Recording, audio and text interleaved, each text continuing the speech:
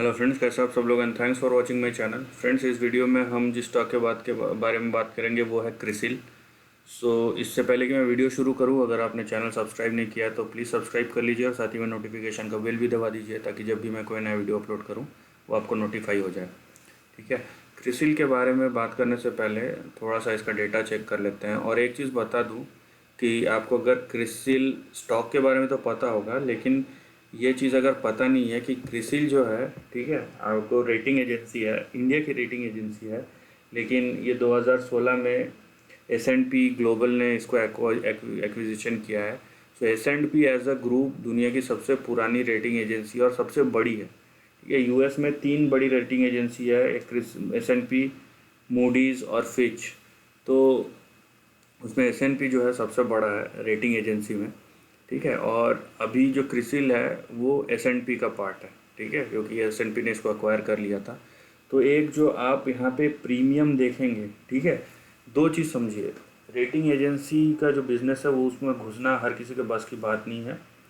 Data research और company को rate करना, ठीक है, वो अपने आप में एक मोनोपोली बिजनेस है क्योंकि बहुत कम कॉम्पिटिटर रहते हैं उसमें।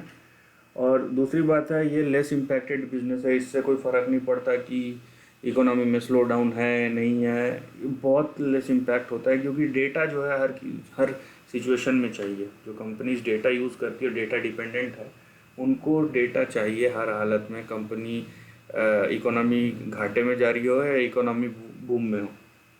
और रेटिंग्स का अपना एक अलग इम्पोर्टेंस होता है, वो हमेशा हमारे सामने विजिबल नहीं होता है, लेकिन जब होता है तो उसका इम्पैक्ट बहुत ज़्यादा होता है। ठीक है।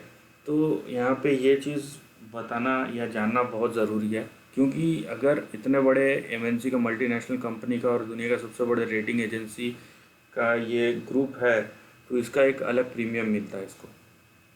वहाँ पे देखिए आप कि यहाँ पे 13,000 करोड़ का मार्केट कैप है। और यहाँ पे जो आपको स्टॉक पी मिल रहा है वो मार्केट कैप से हिसाब से भले ही ज़्यादा दिखे, लेकिन ये जो वैल्यूएशन मिल रहा है ना, उसके प्रॉफिटेबिलिटी के ऊपर मिल रहा है। ज़ीरो डेट कंपनी है ये। ठीक है। और जाहिर सी बात है कि यहाँ पे एक चीज़ आप ध्यान दीजिए कि ये स्लो मूविंग स्टॉक है। तो यहाँ पे ये नहीं है कि आप वो टेक्नोलॉजी टाइप का आप एक्सपेक्ट कर रहे हैं कि हर दिन 200 150 200 हर महीने ऐसा परसेंट नहीं। साल में, 2 साल में, 3 से 5 साल में 200% दे दिया बहुत है, उस टाइप का। ये स्लो मूविंग कंपनी है। ठीक है। In terms of share price अगर दे रहा है उससे ज़्यादा तो अच्छी बात है, लेकिन इस टाइप की कंपनी में आप ज़्यादा एक्सपेक्ट मत कीजिए। हाँ, ये स्लो कंपाउंडर है, और उस हिसाब से अगर आप देखते हैं तो एज अ कंपाउंडिंग स्टोरी तब आप देख सकते हैं। ये 2 महीना 4 महीना ये सब काम मत कीजिएगा। यहाँ पे रेशियोज़ पे चलते हैं। आप देखिए यहाँ पे इस कंपनी ने कंटिन्यूसली 50-60% का रेशियो मेंटेन किया, तो जो पी मिल रहा है उसके वजह से मिल रहा है। और यहाँ पे ये घटता हुआ नज़र आया है। ठीक है। यहाँ पे घटता हुआ नज़र आया है, तो अभी देखते हैं ये कहाँ तक जाता है, क्योंकि जाहिर सी बात है कि अगर इनके कुछ क्लाइंट्स अभी सर्विसेज नहीं ले रहे हों, कंपनीज़ में इम्पैक्ट है, तो उसके वजह से छोटी कंपनीज में तो इम्पैक्ट दिखा है, तो उसके वजह से कोई इम्पैक्ट है और उसके वजह से इस पर ग्रो इम्पैक्ट आ रहा है, तो दूसरी बात है वो। यहाँ पे देखिए आप प्रमोटर्स के स्टेक होल्डिंग, यहाँ पे 67% प्रमोटर है। अगर आप देखते हैं S&P इंडिया, फिर S&P global Asian holding, S&P international और फिर S&P इंटरनेशनल LLC। तो यहाँ पे आपको इसका मेरे को नहीं पता है, लेकिन इन तीनों का ये बड़े प्रमोटर से S&P ने अक्वायर कर लिया है। और यहाँ पे फिर आपको FII स्टेक भी दिखेगा आपको। ठीक है। DII स्टेक भी यहाँ पे दिखेंगे आपको, GIC और LIC का। और बड़ा पब्लिक होल्डिंग, यहाँ पे आपको बड़े इन्वेस्टर का नाम दिखेगा जिन्होंने इसको बहुत ही पहले आइडेंटिफाई किया था और मल्टी बैगर रिटर्न्स दिया है इस स्टॉक ने उनको। राइट। अभी आप ट्रेंड देखें, मैं ट्रेंड के हिसाब से हमेशा बोलता हूँ आपको इसी टाइप का ट्रेंड ढूंढना चाहिए। ठीक है। और ये लॉन्ग टर्म ट्रेंड है, तो लॉन्ग टर्म में आपको लॉन्ग टर्म के हिसाब से ही सोचना पड़ता है। यहाँ पे मैं इसीलिए बोल रहा हूँ कि आप यहाँ पे ओवर एक्सपेक्ट मत कीजिए चीज़ों को। ये स्लो कंपाउंडिंग स्टोरी है। अगर अगले 5 साल तक ये कंसोलिडेट करे, इन दैट सिनारियो आप क्या सोचते हैं इसके बारे में, ये सोचिए आप कि आप क्या वेट कर पाएंगे या आपको लेना चाहिए। क्योंकि ये स्लो मूविंग स्टॉक है ना, हर एक फेज़ में एक जैसा मूवमेंट नहीं दिखाता है हर एक स्टॉक, ये आपको समझना चाहिए। तो आप इसको स्लो कंपाउंडर की तरह अगर देखते हैं तो ज़्यादा फायदेमंद रहेगा। यहाँ पे देखिए आपका ट्रेड किस तरीके से बन रहा है, ट्रेड और ट्रेंड। यहाँ पे आपका इमीडिएट जो सपोर्ट आता है वो आता है 1750 1750, उसके नीचे 1268 और फिर यहाँ पे 1091 जो इसका मार्च का लो था।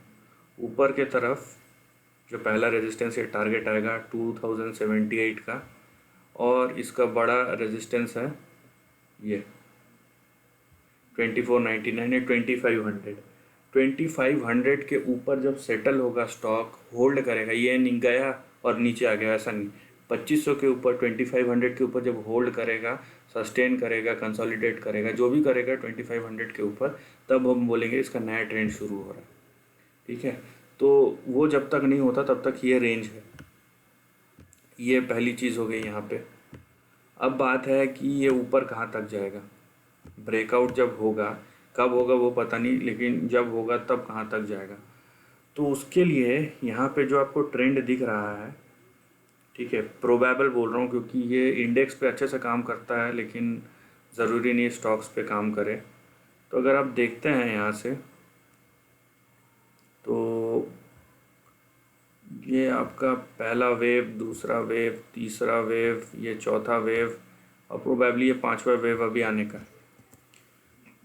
जो लास्ट हाई ये 2016 का है, ऐसे ये वन ऑफ था, तो ये समझ लीजिए 2014 से 6 साल से कंसोलिडेट कर रहा है।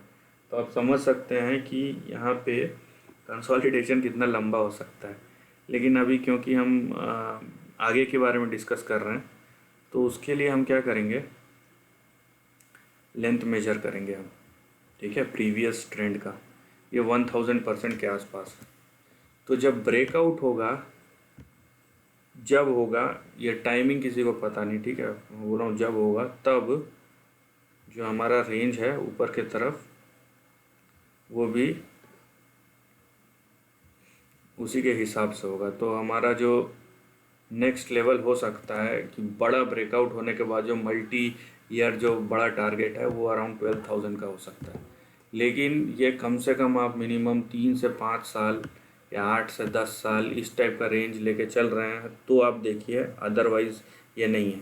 उससे पहले चले गया तो दूसरी बात है, ठीक है, लेकिन ये फिर वो बात नहीं है कि 2 महीने में, 4 महीने में, वो 2-4 रुपए वाला जो सिस्टम है ना, ये मेरे को सही में पसंद नहीं आता है। और जो लोग सोचते हैं ना, आप उनसे अगर देखते हैं, जानते हैं, आप पूछ लीजिएगा 8-10 साल बाद वो कहाँ खड़े हैं। उस टाइप की मेंटालिटी से अगर आप स्टॉक सिलेक्ट करते हैं, चलते हैं तो ठीक है। आपको अगर बड़ा चीज़ चाहिए तो बड़ा समय भी होल्ड करना पड़ेगा। मैं प्रोफेशनल ट्रेडर या इन्वेस्टर्स की बात नहीं कर रहा हूँ, वो अपने सिस्टम और उनके पास उतना पैसा रहता है। आपको अगर छोटे से ज़ीरो से बड़ा बनना है तो आपको बड़ा सोचना भी पड़ेगा और डिसिप्लिन भी रहना पड़ेगा। तो यहाँ पे अगर आप लॉन्ग टर्म देख रहे हैं तो इस हिसाब से देखिए, बड़ा टारगेट आएगा, लेकिन अगर आप इस पे समय देते हैं तो। This is the end of the video दोस्तों। वीडियो पसंद आए तो लाइक और शेयर कीजिए, थॉट्स कमेंट सेक्शन में लिख के बताइए, और ऐसे ही नए कंटेंट के लिए चैनल को प्लीज़ सब्सक्राइब कीजिए।